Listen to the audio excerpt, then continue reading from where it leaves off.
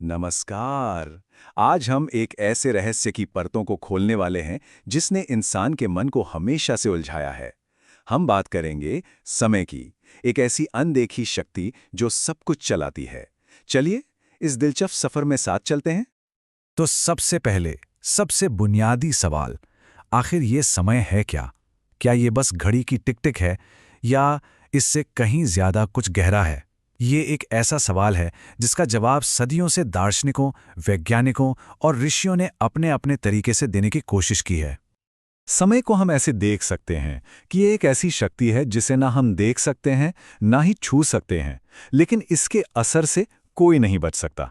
यही जन्म देता है, पालता है और अंत में यही नष्ट भी कर देता है।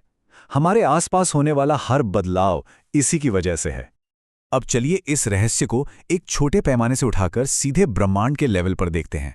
भारतीय ब्रह्मांड विज्ञान में समय की एक बहुत ही विशाल और चक्रीय सोच है, जिसे हम ब्रह्मांड की घड़ी भी कह सकते हैं।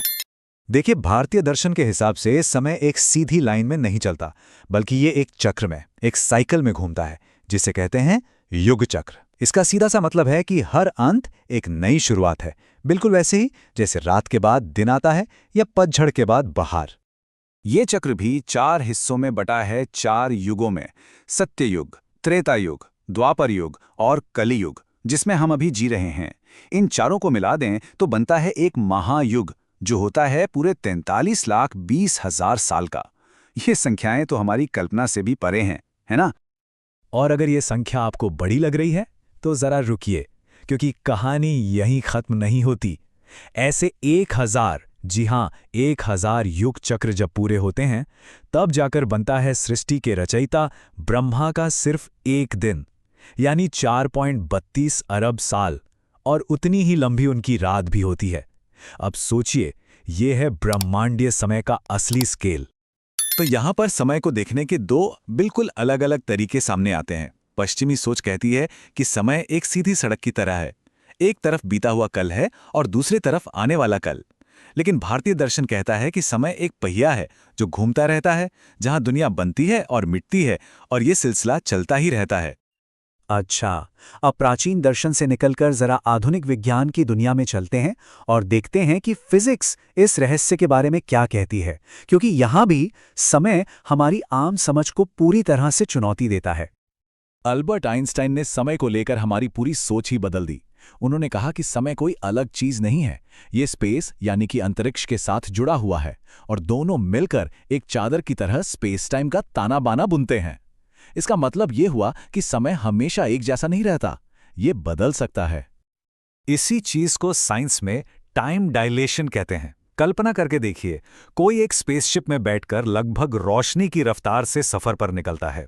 उसके लिए तो समय एकदम एकदम धीमा हो जाएगा, लेकिन जब वो कुछ महीनों का सफर करके वापस पृथ्वी पर लौटेगा तो यहां सदियां गुजर चुकी होंगी।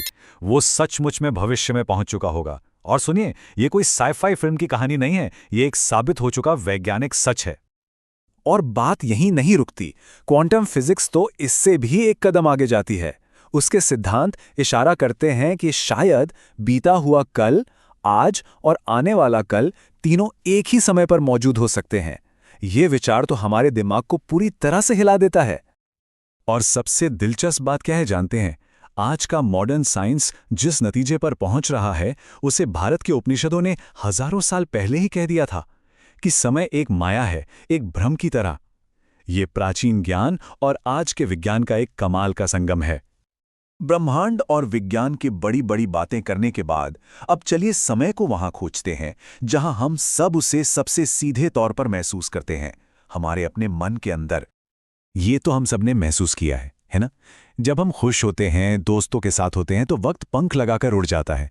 और जब हम दुखी होते हैं या बोर हो रहे होते हैं, तो वही समय कटने का नाम ही नहीं लेता। हमारी खुशी और हमारा दुख सीधे सीधे समय के हमारे अनुभव को बदल देते हैं। हमारी दीवार पर लगी घड़ी चाहे कुछ भी बताए, असली घड़ी तो हमारा मन है। एक बच्चे के लिए गर्मियों की छुट्टियां जैसे कभी खत्म ही नहीं होती, और एक बुजुर्ग के लिए साल पलक झपकते ही निकल जाते हैं। हमारा समय और कुछ नहीं, बस हमारे मन की हालत का आईना है। तो असली राज ये नहीं है कि समय बदलता है, असली राज ये है कि हमारा मन बदलता है। और जैसे ही हमारा मन बदलता है, समय को लेकर हमारा पूरा अनुभव बदल जाता है। मतलब समय का रहस्य असल में मन का ही रहस्य है।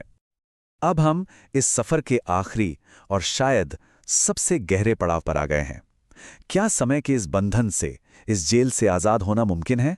भारतीय दर्शन इसका जवाब हाँ में देता है। मोक्ष, ये शब्द हम सब ने सुना है, लेकिन इसका असल मतलब सिर्फ जन्म और मृत्यु के चक्कर से छूटना नहीं है। इसका गहरा मतलब है समय के बंधन से ही आजाद हो जाना।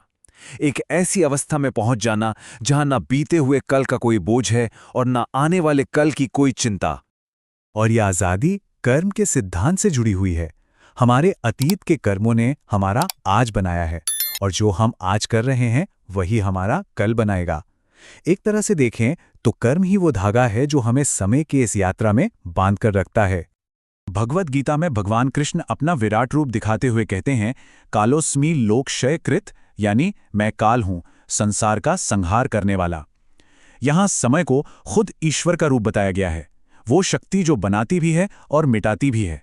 ये दिखाता है कि समय सिर्फ एक माप नहीं बल्कि एक दिव्य शक्ति है। तो फिर समय से परे कैसे जाया जाए? जवाब है योग और ध्यान से। जब मन पूरी तरह से शांत हो जाता है, जब सारे विचार थम जाते हैं, तब इंसान उस अवस्था का अनुभव करता है जहां समय होता ही नहीं, वो बस शुद्ध वर्तमान के पल में मौजूद होता है। और आखिर में ये सवाल हमारे सामने खड़ा होता है कि अगर समय, जैसा हमने समझा, हमारे मन की ही एक रचना है, अगर हमारा अनुभव ही उसे गति और मतलब देता है, तो फिर इसका सबसे बड़ा राज क्या है? शायद इसका जवाब बाहर ब्रह्मांड में नहीं बल्कि हम सबके अपने ही भीतर छिपा हुआ है।